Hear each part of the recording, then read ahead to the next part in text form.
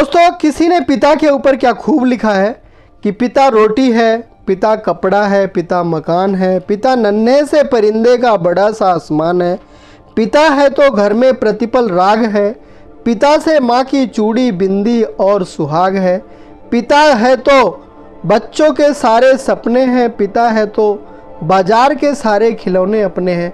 क्या खूब लिखा है दोस्तों। नमस्कार दोस्तों, welcome back my YouTube channel mirror mentor hub में।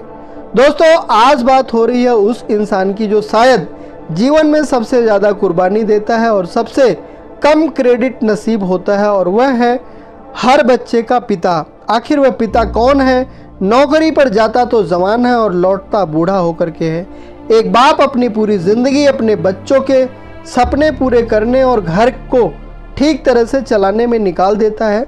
उसके जेब में पैसे हो या ना हो, दिल में हौसला जरूर रहता है। खुद के लिए 500 रुपये का जूता भी नहीं खरीद पाता और औलाद की खुशी के लिए 5000 रुपये का जूता उसके पैरों में पहना देता है।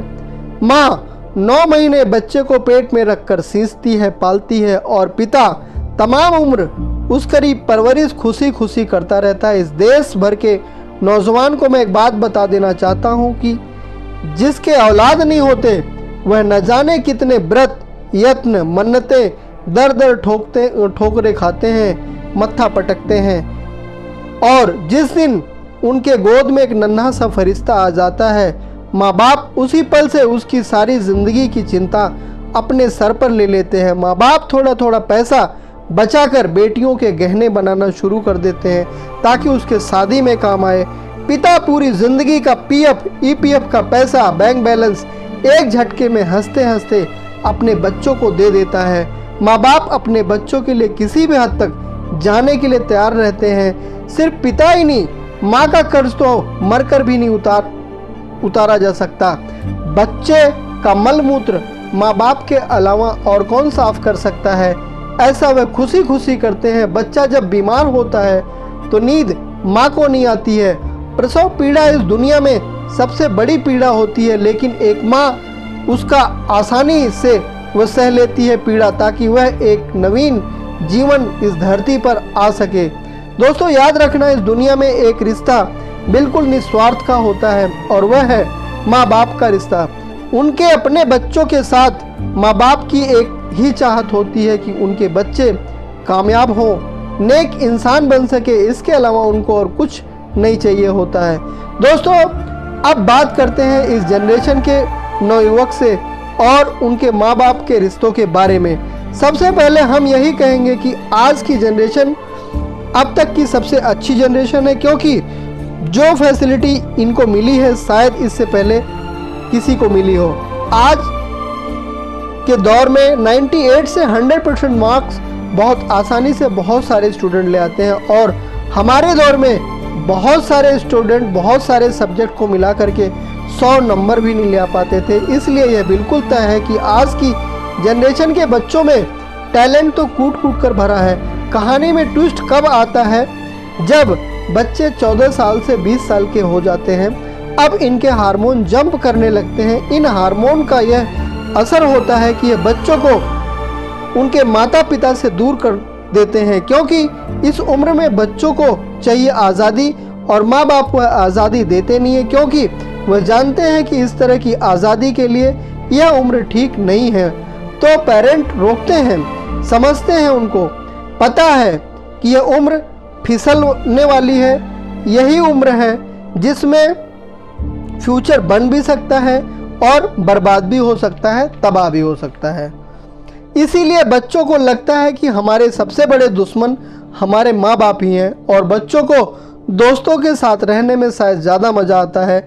अपने ही माँ बाप दुश्मन दिखाई देने लगते हैं बच्चों को। आज जो सबसे बड़ी चिंता है एक पेरेंट्स के लिए कि बच्चों को किसी गलत संगत में पढ़ करके कोई गलत काम करना शुरू ना कर दें, क्योंकि कुछ रास्ते ऐसे भी हैं जिस पर वापसी होना लगभग नामुमकिन है। जैसे नशे का रास्ता, जहां पर एक बार बच्चा चला जाए तो शायद वापस नहीं लौट पाता।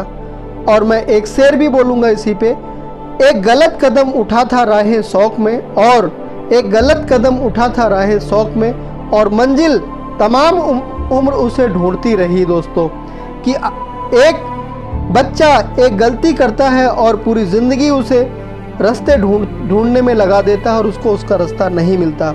आज की बेहद और होनहार जनरेशन से एक ही सिफारिश करूंगा कि आप माता पिता की इज्जत भगवान राम की तरह करें। भगवान राम ने अपने पिता राजा दशरथ की इज्जत के खातिर 14 वर्ष का वनवास गुजार दिया, और वह भी खुशी खुशी। देश के हर युवा से कहना चाहूँगा कि आज से हर रोज़ 3 चीज़ें ज़रूर करें अपने पेरेंट्स के लिए। सबसे पहले रोज़ अपने पेरेंट्स के साथ कुछ समय बिताएं। कोई भी बात करें उनसे, उनकी पुरानी बातें बात करें, स्टूडेंट लाइफ की बात करें, या कोई भी बात उनसे करें जिससे उनको खुशी मिले।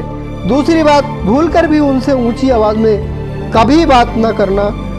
उनको कभी ये एहसास ना होने देना कि अब हम बूढ़े हो रहे हैं, कमज़ोर हो गए हैं, अब हमें लोग इग्नोर कर रहे हैं, क्योंकि उनके आँख से निकला एक आंसू आपकी ज़िंदगी बर्बाद कर देगा दोस्तों।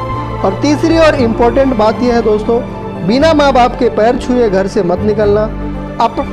अपने दिन की शुरुआत उनका आशीर्वाद लेकर के ही करना। मैं आपको यह बता देना चाहता हूँ, महसूस करवा देना चाहता हूँ कि माँ बाप का आशीर्वाद एक ऐसा सुरक्षा कवच है जो आपको बड़ी बड़ी मुसीबतों से बचा सकता है। दिल से दिए गए उनके आशीर्वाद को भगवान भी नहीं टाल सकते दोस्तों। बस यही 3 चीज़ों पर अमल करना शुरू कर दो मेरे दोस्त।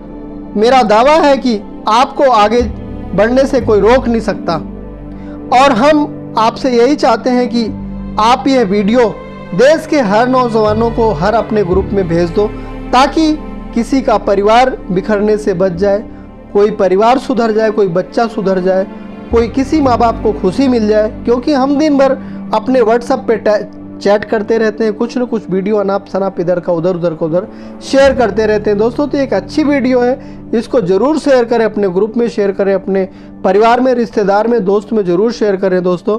और बने रहें हमारे YouTube channel mirror mentor hub के साथ। और जो दोस्त नए हैं दोस्तों, कृपया करके हमारे यूट्यूब चैनल को सब्सक्राइब, लाइक, कमेंट, शेयर ज़रूर कर दें, क्योंकि दोस्तों इसमें आपका कोई पैसा तो नहीं लगने वाला, लेकिन हमें एक मोटिवेशन ज़रूर मिल जाता है आगे बढ़ने के लिए। तो थैंक्स फॉर वॉचिंग दोस्तों। जय हिंद, जय भारत। अपना ख्याल रखें और अपने परिवार का ख्याल रखें दोस्तों।